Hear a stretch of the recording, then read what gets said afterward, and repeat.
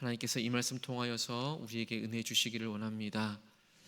오늘도 기도의 자리에 있는 우리 모두에게 주님께서 주시는 좋은 일 있기를 간절히 바랍니다. 우리에게 더욱더 감사할 기도의 제목들이 많아지고 때를 따라 돕는 하나님의 은혜의 손길이 우리 안에 머물기를 간절히 바랍니다. 우리가 살다가 보면 우리의 마음이 흔들릴 때가 참 많습니다. 흔들릴 뿐만 아니라 힘이 빠질 때도 있습니다. 이 데살로니가 교회 성도들이 그러한 상황 가운데 많이 처해 있었습니다. 주님께서 다시 오실 것이라는 약속의 말씀을 붙들고 있었지만 그 신앙을 지켜 나아가는 것이 결코 쉽지 않았습니다. 거짓된 가르침, 세상의 박해, 이 모든 상황 가운데에서 도무지 어떻게 살아야 하는가, 어떤 삶을 어떻게 살아야 하는가 도무지 알지 못했습니다. 혼란스러웠습니다. 그래서 바울은 이 앞전의 2장 말씀 가운데에서 먼저 흔들리거나 두려워하지 말라라고 권면을 했고, 오늘 마지막 데살로니가 후서 3장 말씀에서도 계속해서 권면하고 있는 것을 볼 수 있습니다. 복음을 위해서 기도하라라고 권면하고 있고, 주님께서 지켜주시는 것을 믿으라라고 권면하고 있습니다. 그래서 주님께서 다시 오실 것이라 라는 그 약속의 말씀을 붙들고 게으르지 말고 성실히 살 것을 다시금 권면해주고 있습니다.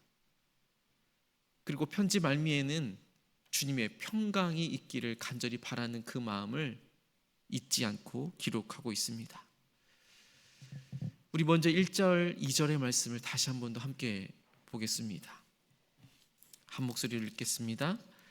끝으로 형제들아, 너희는 우리를 위하여 기도하기를 주의 말씀이 너희 가운데서와 같이 퍼져나가 영광스럽게 되고, 또한 우리를 부당하고 악한 사람들에게서 건지시옵소서 하라.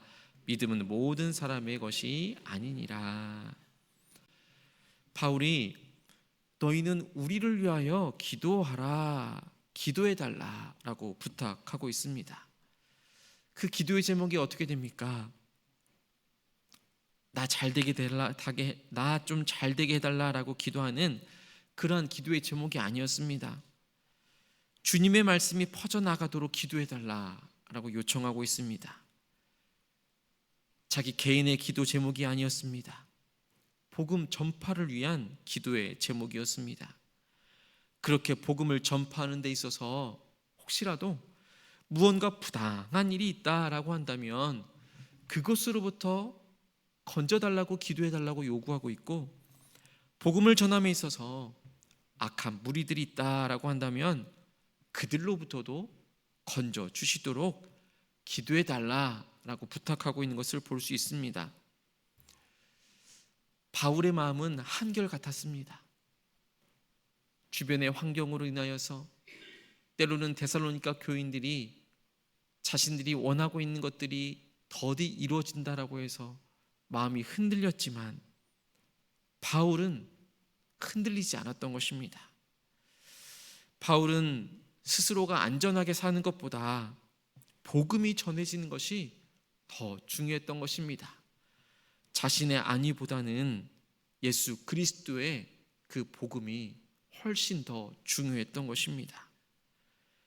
그래서 기도 부탁을 할 때에 자신의 안위나 자신의 염려나 자신의 걱정거리로 인하여서 기도 부탁을 하는 것이 아니라 복음이 전해지는 데 있어서 그것이 방해받거나 그것에 대한 어려움이 있거나 그것이 혹시라도 부당하고 악한 사람들로 인하여서 회방당하고 있을 때에는 그 복음이 전해지는 것이 방해받지 않도록 기도 부탁했던 것입니다. 오늘 우리의 기도는 어떠합니까? 우리가 하는 기도도 너무나도 소중합니다.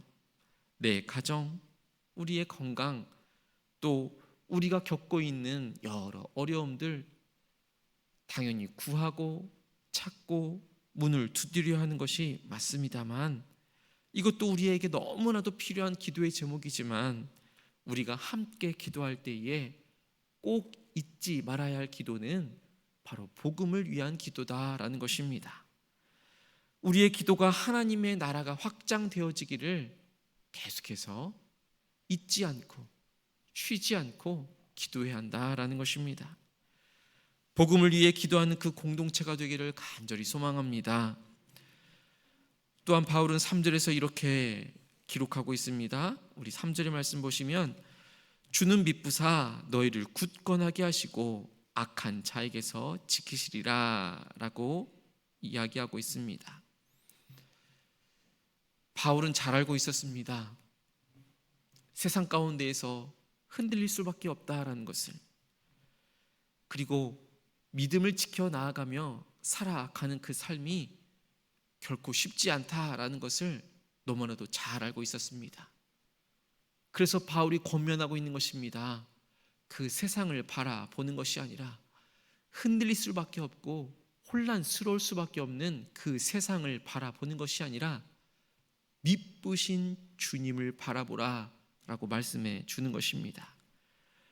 주님은 신뢰할 만하다고, 주님은 신실하다고, 주님은 미쁘시다라고 말해주고 있는 것입니다. 우리 또한 미쁘신 그 주님, 세상이 아니라 신뢰할 만한 신실하신 그 주님을 바라보며 살아갈 수 있게 되기를 간절히 소망합니다. 우리의 신앙은 우리의 의지에만 달려있는 것이 아닙니다. 우리도 의지를 가지고 살아가지만 미쁘신 주님께서 사람이 아닌 신뢰할 만한 우리 주님을 의지할 때에 우리의 신앙생활도 굳건하게 나아갈 수 있다라는 것입니다. 주님만이 미쁘신 분인 줄로 믿습니다. 주님만이 신뢰한 분인 줄로 믿습니다. 주님께서만이 우리를 지켜주십니다. 오늘날 이 세상은 여전히 거칩니다. 악은 정말 교묘하게 우리에게 다가옵니다. 그러나 주님만이 미쁘신 분이시고 시험 가운데서도 우리를 붙들어 주시는 분이십니다. 그분만을 붙잡고 나아가기를 간절히 바랍니다. 이렇게 운전을 하다가 보면 아이와 부모가 함께 이 횡단보도를 건너는 모습을 발견할 때가 있습니다. 어린아이가 아빠의 손을 꼭 붙들고 엄마의 손을 꼭 붙들고 건너가는 그 모습 속에서 이 어린아이가 아빠, 엄마의 손을 꼭 붙들고 있지만 실질적으로는 아빠가 그 아이의 손을 꼭 붙들고 있는 것입니다. 아빠가, 엄마가 그 손을 놓지 않기에 이 아이가 안전한 것이 아니겠습니까? 우리의 신앙생활도 마찬가지인 것입니다. 우리가 열심으로 살아가는 것 같지만, 우리 의지로 신앙생활을 열심으로 해 나가는 것 같지만, 우리가 주님을 붙드는 것 같아 보이지만 사실은 주님께서 우리를 붙들고 계시다라는 것입니다. 우리를 지키시는 분은 우리 주님이십니다. 그러니 흔들리는 세상 가운데에서 우리 또한 흔들릴 필요 없이, 두려움 없이 그저 주님과 손잡고 동행하는 기쁨의 하루하루가 되어지기를 간절히 소망합니다. 바울은 계속해서 6절부터 15절까지 그러면 구체적으로 어떻게 살아야 할 것인가를 말해주고 있습니다. 10절 말씀에서는 누구든지 일하기 싫어하거든 먹지도 말게 하라 라고 합니다. 이때 당시에는 분명히 일하기 싫어한 사람이 있었습니다. 주님의 재림이 곧 임박할 것이다 라는 그 이야기 가운데에서 일을 멈추고 남의 도움만을 받으려는 사람들이 있었던 것입니다. 바울은 이 모습이 정말 놀라운 믿음, 주님만을 믿는 그 놀라운 믿음으로 보지 않았습니다. 신앙의 태만으로 보았던 것입니다. 신앙은 그 현실을 도피하는 것이 아닙니다. 주님께서 허락하여 주신 그 일상생활 속에서도 열심을 내어 살아가는 것입니다. 누구든지 일하기 싫어하거든 먹지도 말게 하라 라는 말이 바로 이러한 의미를 담고 있는 것입니다. 밭은 주인을 닮는다라는 말이 있습니다. 주인이 그 밭을 자주 들러야지만, 그래서 그곳을 잘 가꾸어 주어야지만 풍성한 결실을 맺는 것입니다. 주인이 게으르면 그 밭에는 금세 잡초가 일어날 수밖에 없는 것입니다. 우리의 생활도 마찬가지입니다. 우리의 믿음 생활도 마찬가지인 것입니다. 하루하루 계속해서 말씀을 묵상하고 기도하면서 성실하게 살아갈 때에 신앙의 열매가 맺혀지는 것입니다. 게으르면 그 믿음이 금세 시들어 버리는 것입니다. 주님이 오실 날을 기다린다라는 것은 그저 하늘만 바라보고 있는 것이 아닙니다. 오늘 하루를 하나님께서 허락해 주신 그 일상생활 가운데에서 성실하게 살아내는 것입니다. 바울은 마지막으로 이렇게 축복합니다. 우리 16절의 말씀 우리 함께 읽겠습니다. 16절입니다. 평강의 주께서 친히 때마다 일마다 너희에게 평강을 주시고 주께서 너희 모든 사람과 함께 하시기를 원하노라. 아멘. 결국에 우리 삶에 가장 필요한 것이 있다라고 한다면 우리 주님께서만이 주실 수 있는 평강이다라는 것입니다. 우리에게 주실 수 있는 가장 좋은 것이 무엇이겠습니까? 바로 주님의 평강 아니겠습니까? 우리의 상황이 아무리 힘들고 어렵더라도 그 마음이 흔들려도 주님께서 주시는 그 평강이 있기에 오늘도 우리는 견디어 나갈 수 있는 것입니다. 사람이 말로 주는 위로, 말로 주는 평안은 주님께서 주시는 그 주님이 주시는 평강과는 너무나도 차원이 다른 것입니다. 사람이 주는 평강은 상황에 따라서 너무나도 많이 달라집니다. 그러나 주님께서 주시는 평강은 한결같은 것입니다. 오늘 우리는 어떤 기도를 드리고 있습니까? 내 문제와 내 필요만을 위한 기도에 머무르고 있지는 않습니까? 복음을 위하여서 우리가 잊지 않고 계속해서 기도하며 나가기를 소망합니다. 주님의 신실하심을 믿고 신뢰하며 기도하기를 원합니다. 흔들리는 상황 가운데에서도, 흔들리는 세상 가운데에서도 주님은 미쁘십니다. 주님만이 나에게는 신뢰할 만한 분입니다. 주님이 신실하십니다. 라는 믿음의 고백으로 오늘 하루를 살아갈 수 있기를 간절히 바랍니다. 하나님께서 허락하여 주신 오늘 하루의 삶을 주님께서 다시 오실 날을 기다리는 그 마음으로 하늘만 바라보는 것이 아니라 성실하게 내 자리에서 땀 흘리며 살아낼 수 있는 오늘 하루가 되기를 간절히 소망합니다. 주님의 신실하심을 붙들고 오늘도 복음을 살아낼 수 있는 복된 저와 우리 귀한 성도님들 되기를 간절히 소망합니다.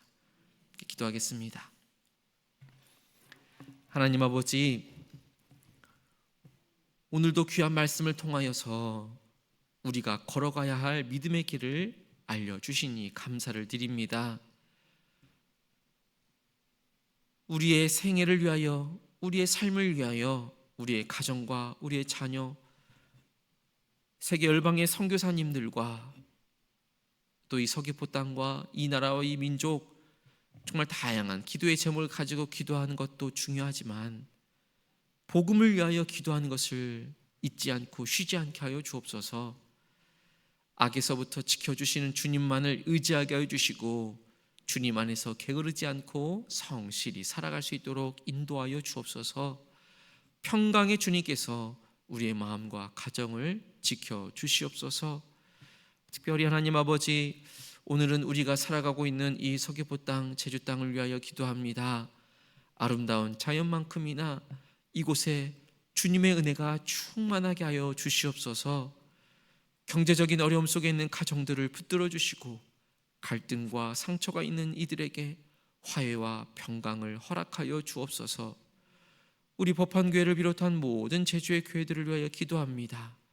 주님께서 세워주신 그 교회가 복음을 전하는 사명을 잘 감당하게 하여 주옵시고, 교회가 함께 합력하여 일어날 때에 이 서귀포 제주 땅이 복음으로 물들게 하여 주시옵소서. 이 귀한 지역사회를 섬기며 빛과 소금의 역할을 잘 감당케 하여 주옵시고, 우리 교회가 게으르지 않고 주님의 다시 오심을 기다리며 성실히 주님의 일을 감당하는 공동체 되게 하여 주옵소서. 하나님, 오늘도 주님의 평강이 우리의 때마다 일마다 있기를 간절히 바랍니다. 우리와 함께하는 모든 이들에게 주님의 평강이 있기를 간절히 바라고 나올 때에 복음으로 우리의 일상이 채워지게 하여 주시옵소서. 예수 그리스도의 이름으로 간절히 기도하옵나이다. 아멘.